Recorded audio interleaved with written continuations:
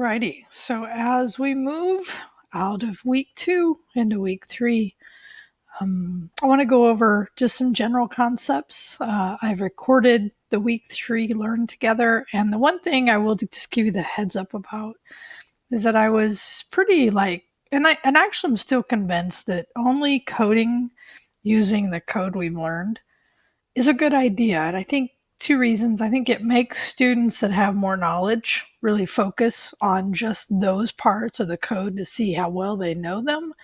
And two, I think it helps other students who don't have as much experience look at somebody else's code who has more experience but implements that with that same code knowledge that they have using that same code that we've learned so far. I think is beneficial, but I get it. I get it because it happened to me, and I talk about that in week 3, right? So I do kind of ease up a little bit on that requirement, but what I say is if you're going to write code that is outside of the sections that we're working on, then just explain it. Explain what you're doing. So that way, if somebody's looking at your code and trying to learn from your code, which, by the way, I highly recommend you all do, learning from each other is a really important part of this class because no one person is going to know it all. Not Andrew, not me, not Jared, not anybody else. Learning from as many people as you can will really be where I suspect if you keep in this industry, and it's true, I think, for anything in general, right? So I've recorded, like I said, I've covered talking about development 1 and drafting out that comments. And it seemed like most of you did fine on this Learn Together that we did last night. A few of you, you'll see my comments and you can check those out. I did figure out a way, by the way, if you comment back to me, that I will get a notification about those because I wasn't for a while. And the other thing I would say to you, and you're going to hear this, is that the sooner you do this work, the more you can think about it, the more feedback you're going to get, most likely, the sooner you do it. So, and the thing about coding is the more you do it, the more you think about it, the better you get. This is true with anything. If I want to get better at, like right now, I'm working out doing weights. The more I lift weights, the better my muscles become at me lifting weights, that I can lift more weights. The idea of coding is the more you code. So that was actually one of my topics, right? Is more code better? I think I only had one person that I actually marked down for not enough code. And I think it's not, and I don't want to say you have to write X amount of code. It's that I want you, especially in these Learn Togethers, right, is to think about the more ways you are going to have to interact with the user. You're going to have to handle that interaction. Right now, we're simulating interaction through variables, setting those variables. But the more you think about all the things that you're going to have to code up, the better it's going to be. Okay? So that's what I would say about that. So I'll go back to the top. So somebody asked me, do I work for Google? And I don't work for them, but I do volunteer my time for them. I work here locally in the GDG, Google Developer Groups, and the WTM Women Tech Makers organizations here in Fresno that I've helped start.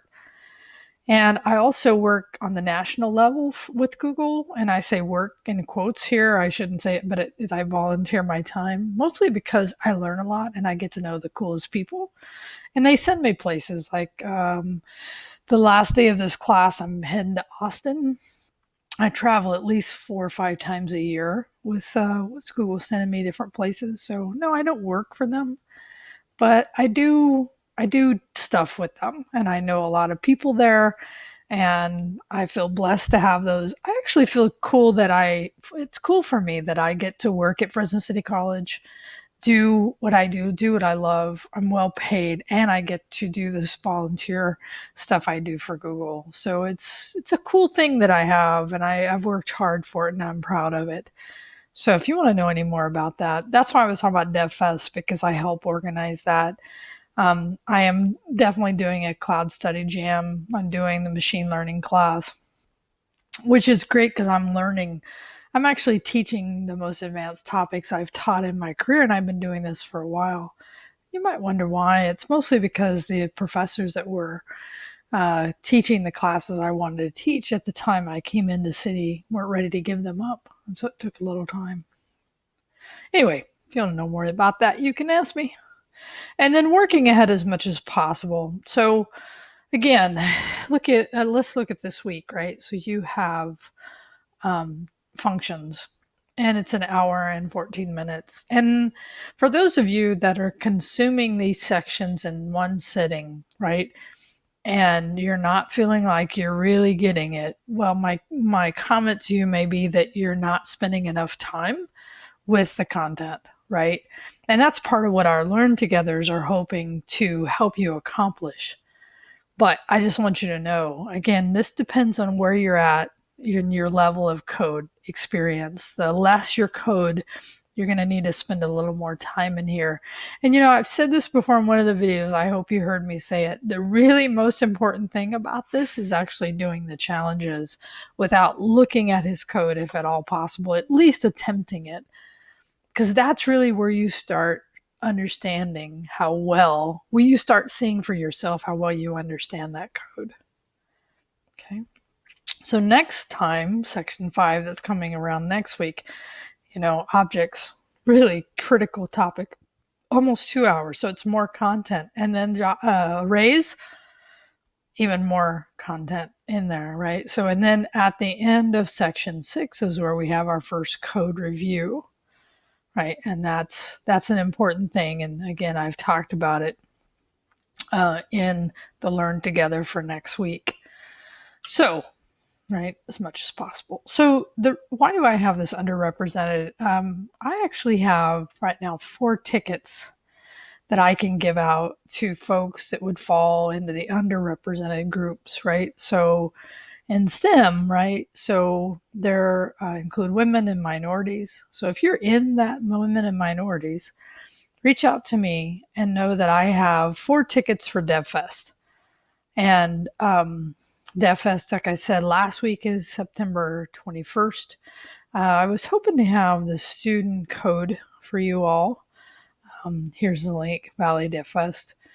I was hoping to have that code, but the guy who sets them up is actually up at Google with that group that I put out on chat. So that's why I didn't get it. And some of you asked me about the hackathon. It's happening 24 hours before the event. I think there is a $20 entrance fee and there's a $500 prize. And the idea is that you're going to create something in that 24-hour period. And many of you had great comments about the great hack. Several of you have already seen it. So that's awesome. And then I got some good recommendations from you back, which is great.